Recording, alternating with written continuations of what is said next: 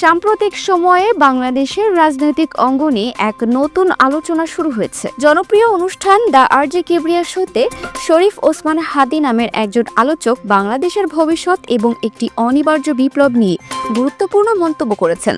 তার এই বক্তব্যটি কেবল একটি টক শোর বিষয়বস্তু নয়, বরং এটি দেশের সাধারণ মানুষের একটি গভীর অনুভূতির প্রতিচ্ছবি। এই ভিডিওতে আমরা তার এই বক্তব্য এবং এর পেছনের রাজনৈতিক প্রেক্ষাপট নিয়ে বিস্তারিত আলোচনা করব। শরীফ ওসমান হাদী তার বক্তব্যে বাংলাদেশে একটি অনিবার্য বিপ্লব হবে বলে মনে করেন। তিনি বলেন যে এই বিপ্লবের মাধ্যমে তারা আধিপত্যবাদের বিরুদ্ধে দাঁড়িয়ে একটি সার্বভৌম বাংলাদেশ গড়তে চান। তার এই মন্তব্যটি প্রমাণ করে যে দেশের রাজনৈতিক পরিস্থিতি এখন এমন একটি পর্যায়ে পৌঁছেছে যেখানে সাধারণ মানুষ একটি বড় ধরনের পরিবর্তনের আশা করছে। তার এই মন্তব্যটি কেবল একটি ধারণা নয়, বরং এটি একটি আন্দোলনের সূচনা হতে পারে। এই আলোচনায় সেনাবাহিনীর ভূমিকা নিয়েও কথা বলা হয়েছে।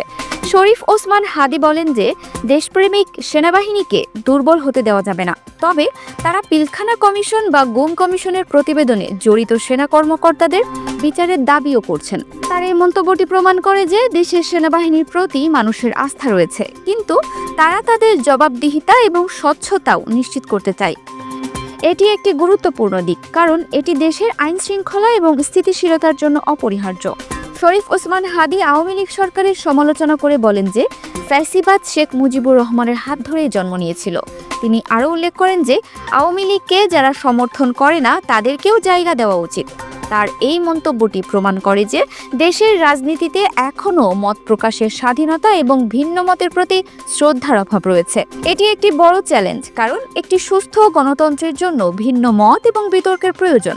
সবশেষে শরীফ ওসমান হাদী এবং আরজে কিবরিয়া দেশের তরুণদেরকে বিভিন্ন ক্ষেত্রে যোগ্য করে তোলার উপর জোর দেন, যাতে তারা বিপ্লবের জন্য প্রস্তুত হতে পারে।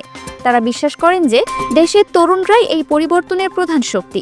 তাদের এই মন্তব্যটি তরুণদের মধ্যে এক নতুন অনুপ্রেরণা সৃষ্টি করবে এবং তারা তাদের নিজেদের এবং দেশের ভবিষ্যৎ গড়ার জন্য আরও বেশি অনুপ্রাণিত হবে। সব মিলিয়ে দ্য আরজে কিবরিয়া শোতে শরীফ ওসমান হাদীর এই আলোচনাটি বাংলাদেশের রাজনৈতিক পরিস্থিতির একটি পূর্ণাঙ্গ চিত্র তুলে ধরেছে।